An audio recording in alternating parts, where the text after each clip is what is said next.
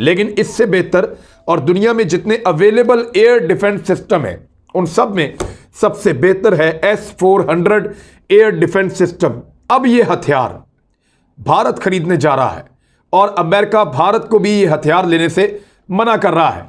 यानी भारत एक ऐसा एयर डिफेंस सिस्टम लेना चाहता है जो दुनिया के बेहतरीन फिजाइया को, दुनिया की बेहतरीन एयर डिफेंस सिस्टम को या एयर अटैक को या मिसाइल सिस्टम को नकारा बना सकता है। वो कह रहे हैं कि वो पाकिस्तान और भारत को हम इक्वल ट्रीट नहीं करते, अब ये चीजें बदल चुकी हैं। और इंडिया के अंदर उन्होंने जाके जो फॉरेन मिनिस्टर जयशंकर है उनको कॉल ऑन किया। अब आप देखें ये डिफरेंस है अप्रोच का कि भारत अमेरिकन को कैसे ट्रीट कर रहे हैं और हम उनको किस तरह ट्रीट कर रहे हैं, जैसे आज भी वो वॉइस रहे हैं, आज भी वो वही हैं, जैसे पता नहीं क्या हो गया है।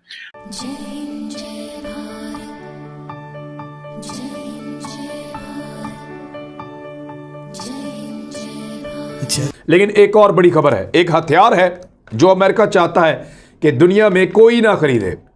अमेरिका दुनिया में सबसे ज्यादा इस हथियार से डरता है और यह हथियार बहुत कारामद और तगड़ा हथियार है। अमेरिका दुनिया भर के मुमालिक पे जोर डालता है कि वो ये हथियार ना खरीदें। उससे मिलता जुलता एक हथियार अमेरिका के पास भी है जिसको आप पैट्रियट एयर डिफेंस सिस्टम कहते हैं, यानी फिजाई दिफा का एक निज़ाम पैट्रियट, और इसी को मुख्तलिफ नाम के साथ, डूम के नाम के साथ इसको इस्तेमाल करते हैं इसराइली भी। और अमेरिका ने दुनिया में मुख्तलिफ मुल्कों को ये दिया हुआ है, अपने इत्तहादियों को, वो खुद भी इसको इस्तेमाल करते हैं। सऊदी अरब में भी एक टाइम पे ये काम करता रहा है। ये एक एयर डिफेंस सिस्टम है जो अमेरिका के पास है, लेकिन इससे बेहतर और दुनिया में जितने अवेलेबल एयर डिफेंस सिस्टम है उन सब में सबसे बेहतर है S-400 एयर डिफेंस सिस्टम। ये रशिया का बनाया हुआ फिजाई दिफाई निज़ाम है। ये ज़मीन पे नस्ब किया जाता है। ये दुनिया के तेज़ तरीन तैयारों को, दुनिया के सबसे बुलंद उड़ने वाले तैयारों को, दुनिया के तमाम ड्रोन्स को, दुनिया के जदीद तरीन लड़ाका जेट्स को, तमाम को निशाना बना सकता है। हत्ता कि अगर कोई तैयारा उड़ के आपकी तरफ आ रहा है तो उसको बहुत जल्दी ढूंढ के और उसको एक्यूरेट टारगेट बना सकता है। यानी जो दुनिया की ताकतवर तरीन फिजाइया है वो भी इस एयर डिफेंस सिस्टम के सामने नाकाम है। S-400 दुनिया के जो बेहतरीन बैलिस्टिक मिसाइल्स हैं या ऐसे हथियार जो एटमी मवाद ले जाने की सलाहियत रखते हैं, ये उनको भी नाकारा बना सकता है और उनको भी टारगेट कर सकता है। ये बहुत तेज है और बहुत शानदार काम करता है। इसको तुर्की ने खरीदा है, एक दो और मुल्कों ने इसकी डील की है और अमेरिका ने सब पर पाबंदियां लगाई हैं। अब ये हथियार भारत खरीदने जा रहा है और अमेरिका भारत को भी ये हथियार लेने से मना कर रहा है। यानी भारत एक ऐसा एयर डिफेंस सिस्टम लेना चाहता है जो दुनिया के बेहतरीन फिजाइया को, दुनिया की बेहतरीन एयर डिफेंस सिस्टम को या एयर अटैक को या मिसाइल सिस्टम को नकारा बना सकता है। खबर क्या है ये देखिए। खबर के मुताबिक अमेरिका ने भारत के रूस से S-400 मिसाइल निज़ाम की खरीदारी से इख्तलाफ किया है और इसे सलामती के लिए खतरा करार दिया है। उन्होंने S-400 निज़ाम की खरीदारी पर मुमकिना पाबंदियों के तनाजुर में इस उम्मीद का इजहार किया है कि दोनों ममालिक मुज़ाकरात से इस मसले को हल कर लेंगे। ये अमरीकी नायब वज़ीर ख़ारजा क्योंकि भारत के दौरे पर हैं तो उन्होंने इसके बारे में बात की है। उनका कहना था कि ये जो निज़ाम है S-400, इसकी खरीदारी के सिलसिले में अमरीका का मौक़िफ़ दुनिया को मालूम है। ये ख़तरनाक है और किसी भी सलामती के हक़ में नहीं है। इनके इस बयान से एक रोज़ पहले भारतीय फ़िज़ाइया के सरबराह air chief marshal V.R. Chaudhary ने तस्दीक की थी कि 2018 में 5 अरब 43 करोड़ डॉलर के जिस सौदे पर दस्तखत हुए थे वो बरकरार है और उसकी पहली खेप इस साल भारत की फ़िज़ाइया को मिल जाएगी। लेकिन एक बात देखें कि अमेरिका किस तरह पाकिस्तान को ट्रीट करता है और भारत किस तरह अमेरिका को ट्रीट करता है। और ये हमारी बड़ी बदकिस्मती है व्यूअर्स के हमारे जो लीडरशिप है वो उस तरह चीज़ों को नहीं करती जिस तरह करना चाहिए। इंडिया में वहाँ पे उन्होंने जो इंडिया के फॉरेन सेक्रेटरी हैं उनसे डायलॉग किया, उनसे टॉक्स की, जबकि पाकिस्तान में उन्होंने पाकिस्तान के फॉरेन मिनिस्टर लेवल से टॉक्स की।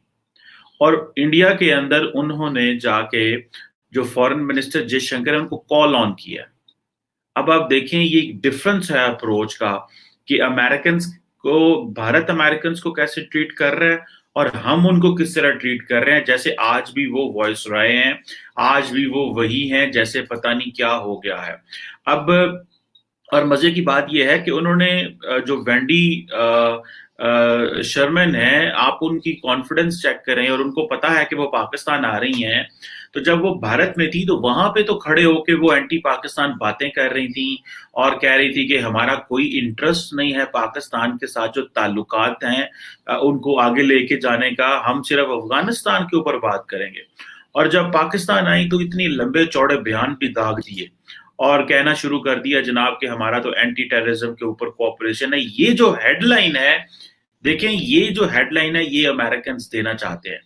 एंटी टेरर टॉक्स जो है वो पाकिस्तान के साथ जारी रहेंगी, ये है अमेरिकन का पाकिस्तान से एंगेजमेंट, इसके अलावा कोई एंगेजमेंट नहीं है। जबकि वो भारत जाती हैं तो वो इंडो पैसिफिक की बात करती हैं, वो बायलैटरल रिलेशंस की बात करती हैं और यहाँ पे सिर्फ काउंटर टेररिज्म डायलॉग की बात करती हैं कि जी हम कंटिन्यूशन रखेंगे काउंटर टेररिज्म में, क्योंकि उनको पता है कि अफगानिस्तान के मामला देखने हैं। सो वो कह रहे हैं कि वो पाकिस्तान और भारत को हम इक्वल ट्रीट नहीं करते, अब चीजें बदल चुकी हैं।